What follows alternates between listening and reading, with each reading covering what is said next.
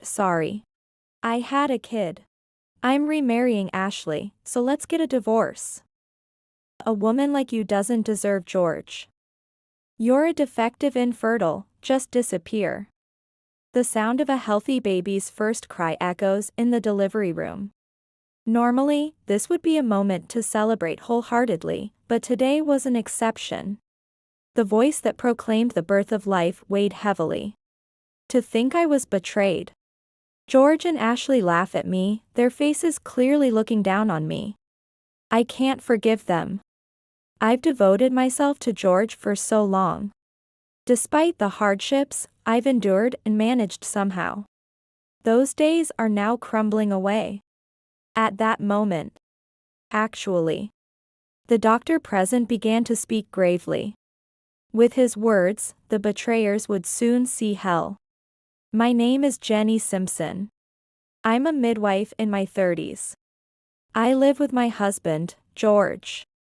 Originally, I loved caring for younger children. I thought about becoming a nursery teacher, but one day, inspired by a video my parents showed me, I decided to pursue midwifery. It was my own birth video. From the time I was in my mother's womb until my birth. My parents had meticulously recorded my growth on video. They also beautifully captured the moment of my birth, which I saw on my 12th birthday when my parents showed it to me.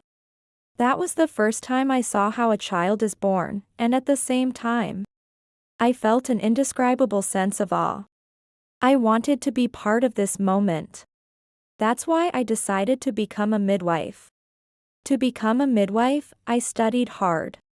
I didn't play around like other kids, so I only had friends who understood my dream.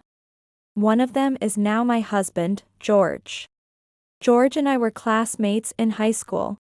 Back then, we were just friends, and George had a girlfriend. However, a few years later, when we reunited at a gathering of classmates who had become working adults, George had broken up with his then-girlfriend, Ashley, and was single. Honestly, I'm so lonely. Ah. I wish there was a good woman like you, Jenny. What is that, are you flirting? I couldn't help but laugh at George's teasing words. However, the look George gave me was dead serious. I realized a few seconds later that he was serious.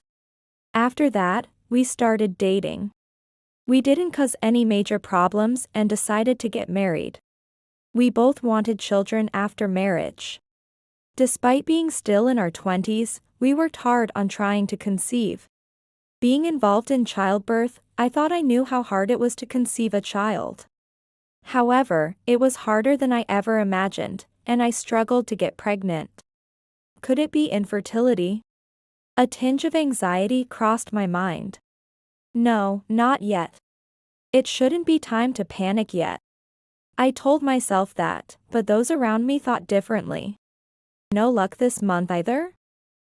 Seriously? When are you going to get pregnant? My mother is eagerly waiting for an heir.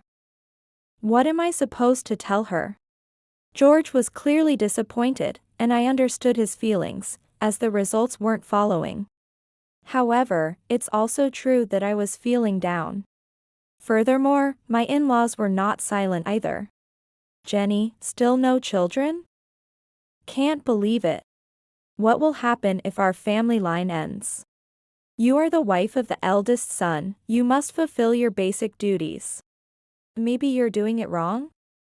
Here, let me teach you how. To be clear, George's family isn't from a landowning or major corporate background. They're just ordinary people born to an office worker and a housewife. Honestly, I don't think it matters if their family line ends. However, I found my father-in-law's remarks quite vulgar. Sometimes he gave me uncomfortable looks, and I naturally kept my distance. Yet, I cannot avoid dealing with my in-laws. After all, I am the only daughter-in-law of the Simpson family. I need to get pregnant soon. At some point, my simple love for children transformed into thoughts like, I need to have children soon, and I don't know what others will say. These words drove me harder. Pushing myself too hard led to health issues, which in turn made it even less likely for me to conceive, and the vicious cycle continued. However, I didn't do nothing. I suspected something was wrong with our inability to conceive despite our efforts. And after repeatedly begging George, I managed to get him to come with me to the obstetrics and gynecology clinic where I worked. It's obvious the problem is with the woman. Why do I have to go? Just go by yourself. I'm sorry for making you feel this way. But please, trust me as a professional. Please. After days of pleading desperately, George finally agreed. If you insist that much, I'll go just this once. There can't possibly be a problem with me. Honestly, it was a struggle just to get him to come. But maybe something would change after the examination. I was already desperate. The test results could not be provided on the same day, and it would take a few days of waiting. So, we quietly went home that day and waited for the results. However, upon returning home, I found my in-laws' jackets and bags in the living room. Why are George's parents here? We had never given them a key to our house. Yet, how could they enter our home while we were away? It's not good to suspect people, but my inconsiderate in-laws were a different story. If they had ransacked the house during our absence, it would have been unbearable. I rushed inside, and, as if it were to be expected, I caught my mother-in-law coming out of my room. Moreover, she was holding a bag stuffed with something. My face turned pale as I reflexively shouted at my mother-in-law. "What are you doing, Laura?" Caught off guard, my mother-in-law froze for a moment. I snatched the bag from her hands and checked its contents. To my shock, it was filled with my jewelry, clinking inside. Included was my favorite necklace that my mother had given me. It was stored at the back of the drawer, indicating she had deliberately taken it out. What's the big deal? I was just borrowing them. And you're making such a fuss. What are you talking about? This is no different from theft. I'm calling the police right now. As I grabbed my smartphone to make the call, George tried to calm me down from the side. I was utterly confused. Why was George siding with his mother? Furious, I glared at him. Calm down, Jenny. It's not like my parents came here to steal. I invited them to teach you some things about being a good wife. There was a plan to go to the obstetrics clinic today, right? I didn't want them to just wait, so I gave them the key. I was incredulous at George's words. It seemed impossible, but even George was in on it. If we had returned home even slightly later, all my precious jewelry would have been taken by my mother-in-law, and I might never have noticed. The thought alone was enough to make my blood run cold. What's all this noise? I was sleeping, and you woke me up. Hearing our commotion, my father-in-law came out from the back room. That room was supposed to be our bedroom. I later found out that it had been misused. The pillow covers that I had spent good money on were soaked with his drool. My in-laws and George looked at me as if I were the one at fault. Why am I on the receiving end of a one-sided complaint? Weren't the ones at fault my in-laws who entered the house without permission and George for allowing it? Although I was still furious, I had no choice but to entertain my in-laws to avoid any more unauthorized actions. As they said, "We'll teach you how to be a good wife," they began to complain about various things. "Jenny, the coffee is gone. You should know to refill it without being told. Don't you even know that? Oh, Jenny, your cooking is so bland. George is working hard outside, you should serve him nutritious meals. It's pitiful that he has to eat such food. Do this, don't do that." I was constantly criticized and was utterly exhausted. How much longer would this life continue? Would having a child change anything? I slept each night with vague anxieties. There was never a moment when I felt at ease. The only time I felt solace was while I was working. Every day, new lives were born, and although there was no time to rest, hearing the cries of birth somehow brought me relief. Then, one day, I received a call from a paramedic.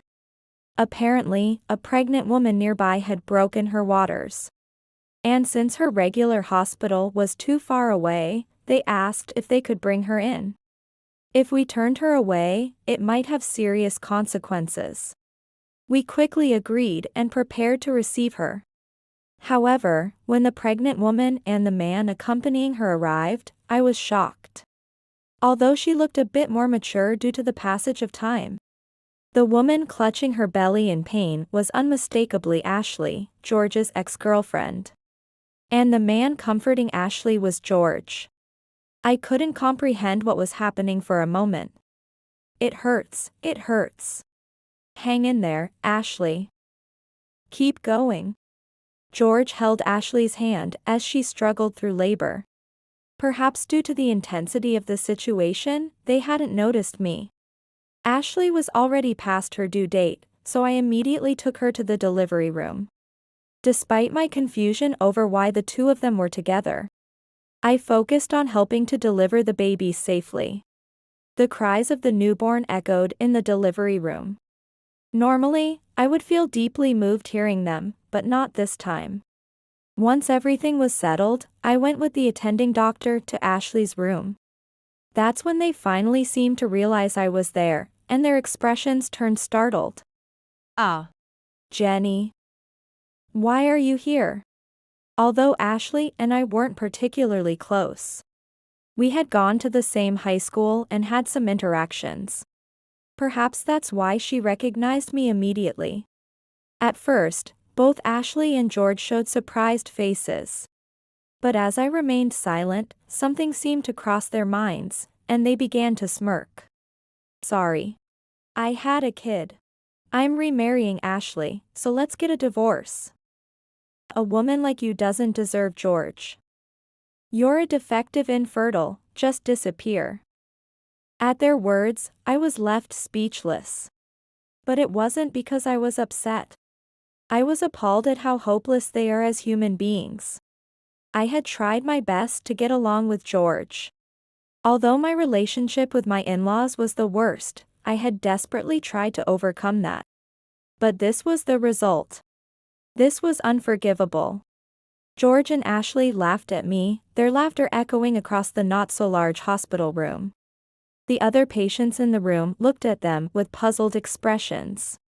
Amidst this, the attending doctor interjected, "May I say something? Actually, the test results are in."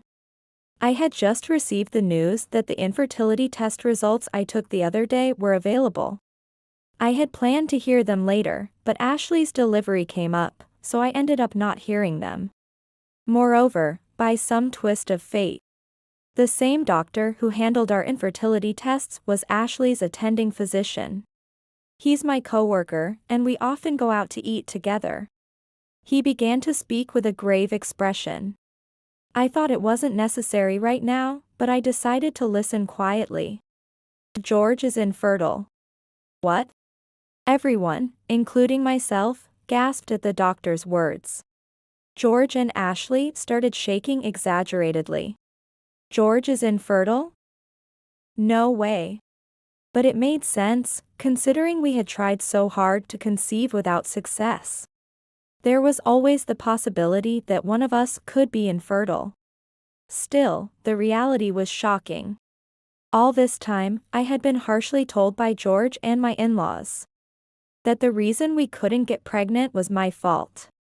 And now it turns out George was the reason. The days I had been scorned felt utterly foolish, and I was on the verge of tears. This brought up a question. We just found out about George's infertility, so obviously, he hadn't been treated. How then could Ashley be pregnant? There was only one answer. Did you cheat on me? You traitor. George grabbed Ashley by the collar, his face turning red. Ashley started to panic, her face turning pale. Her demeanor clearly indicated the answer, and I almost laughed.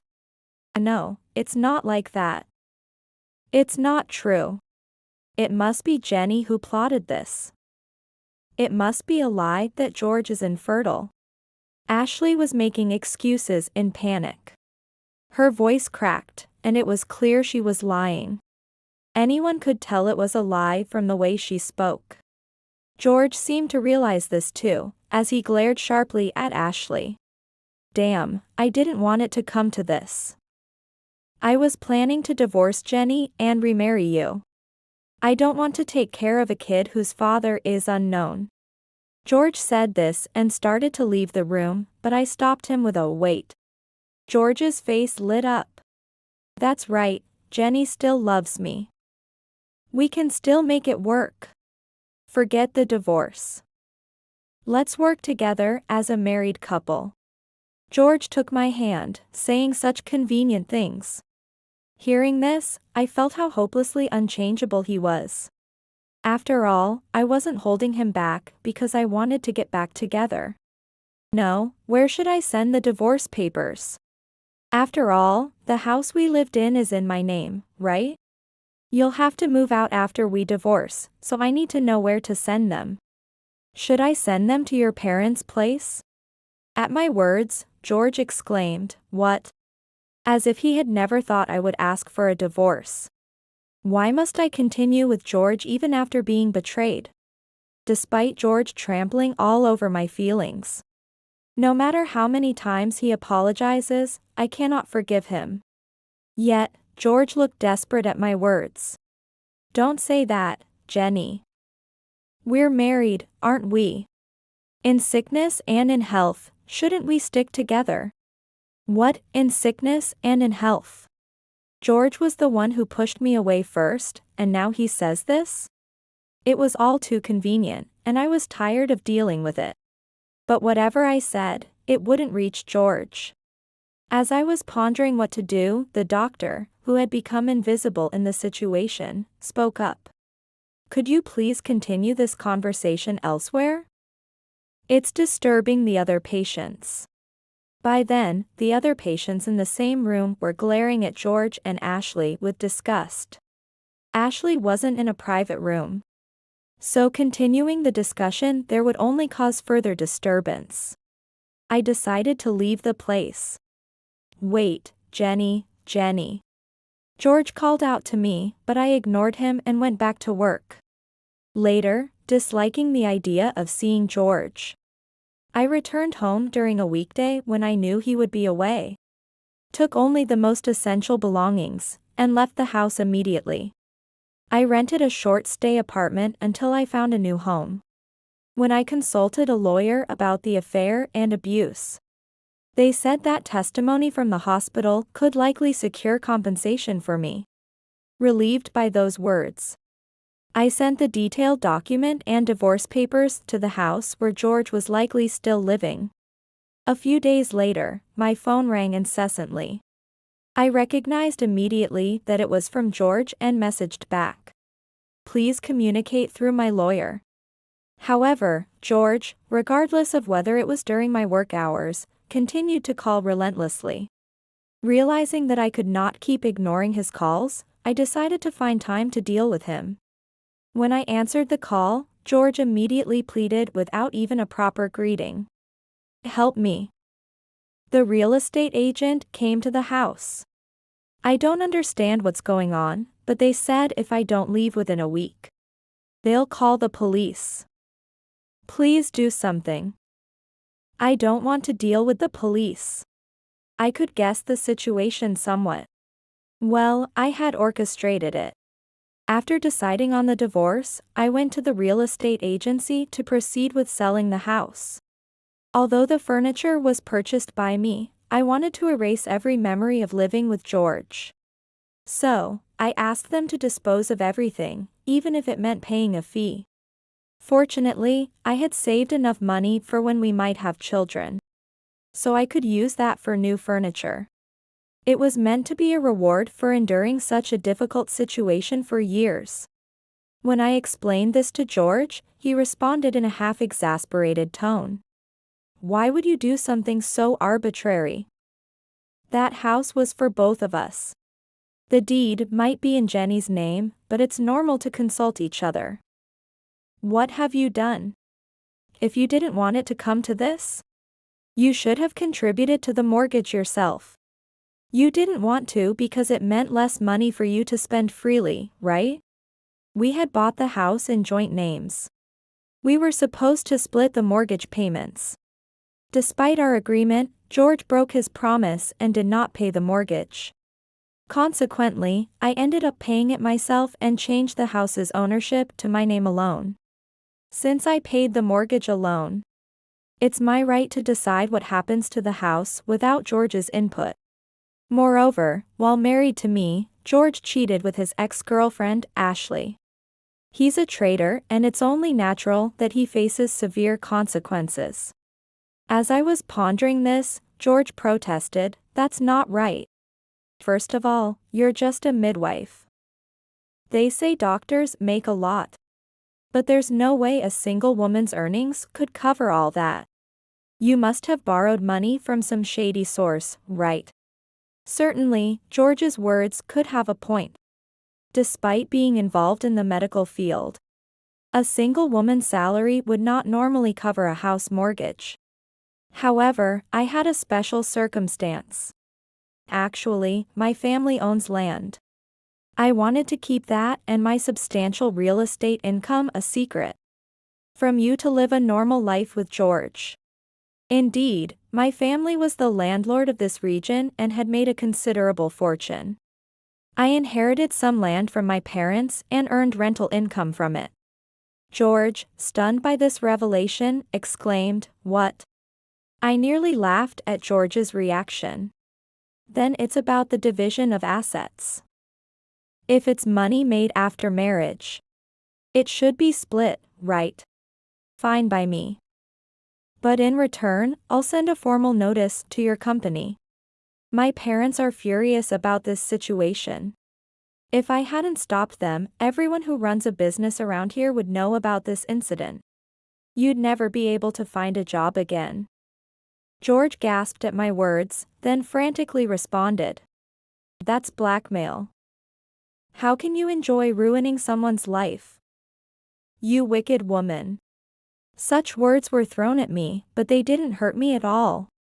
It was clear George was cornered. I had done my best to support George and my in-laws. They were the ones who disregarded that. Why then, when they face the consequences, do they panic so much? I couldn't help but find it amusing. Say whatever you want. I plan to handle this through my lawyer, so please don't contact me directly anymore. Goodbye. Wait. Jenny. I heard George's desperate cries but ignored them and hung up the phone. I immediately blocked his number. Now, I won't have to deal with his incessant calls anymore. I thought that would be the end of it. However, it wasn't over. One day, as I was leaving the hospital after work, a familiar trio approached me. "Jenny. Please, help us. Please, don't abandon us. We apologize for everything. Please, just consider." Yes, it was George and his parents. I sighed at the sight of these three nuisances banded together. How much trouble do they need to cause to be satisfied? There's nothing to talk about. Didn't I say to go through my lawyer if you have anything? Contact them if needed. Don't be so cold. We need you, Jenny. Mom and Dad miss you. Please, come back. Despite their pleas, I had no intention of returning. I was done associating with such people. They kept begging, but I ignored everything. As I tried to leave, my mother-in-law grabbed my arm. Ouch. Let go of me. Please don't leave us. We planned to move in with George. We prepared for it, and even sold our house. But now we have nowhere to live because you sold the house. I was shocked by her words. Unbeknownst to me, they had proceeded with plans for cohabitation. I had never heard such a thing. How could they plan such a thing without consulting with me, who paid the mortgage? We have no place to live now, so we have to spend our days in the park. Please, show some mercy to us old folks. Saying that, my father-in-law kneeled before me. Passers-by watched the scene with disapproval. Some even discussed whether they should call the police. It was embarrassing. To be subjected to this spectacle in public was beyond belief. Their actions were so out of touch with common sense. Yet, they were selfishly focused on themselves. After all the pain they caused me, they still tried to deepen my wounds. How could they be so insensitive? I couldn't understand their thought process, and I sighed. Then George pleaded desperately. Please. Find a way. You have a place to live now, right? Just let the three of us stay with you. Indeed, I had found a new home and moved after all that happened. Of course, I hadn't told George and his parents my new address. That's probably why they came to the hospital, clearly aware that I was here. Also, I got fired. I can't make a living anymore. I can't even afford to eat properly. Fired? Why? Looking at them, they were indeed dressed shabbily. But could I have imagined he was fired? It was expected that I wouldn't spread the news about this incident in exchange for not dividing the property. And I had made sure my parents kept quiet about my situation, understanding and respecting my decisions. So why had he been fired? It's Ashley. When I told her the marriage was off if the kid wasn't mine, she lost it and caused a scene in front of the company. Eventually, it got out that I had cheated, and that spread everywhere, making it impossible for me to find another job. What are you going to do about this? No, even if you say that. I never imagined that such a situation would happen. Perhaps, due to Ashley's rampage at the company. And the fact that George betrayed a well-known landowner's daughter became known. The local business owners probably didn't want to employ him. Now, George has lost both his home and job. And my family's estate continues to thrive as landowners. It's clear which to value more. I did feel sorry, but that doesn't mean I should extend a helping hand. As I shrugged off my mother-in-law's arm and tried to pass by, George desperately cried out, "Wait. Please, don't abandon me. You're all I have left, Jenny. I have no one else to turn to. Please, Jenny. Don't abandon us. Please, I beg you." Their pleading voices followed me from behind. It was so annoying that I had to say something. There's no fool around who would help trash like you. Just resign yourselves to living at the bottom. After saying that, I left the scene without looking back once. I heard through the grapevine that afterwards, George and his parents seemed to have disappeared. In fact, when we encountered each other at the hospital, the compensation was still unpaid. So I had my lawyer demand that it be paid promptly.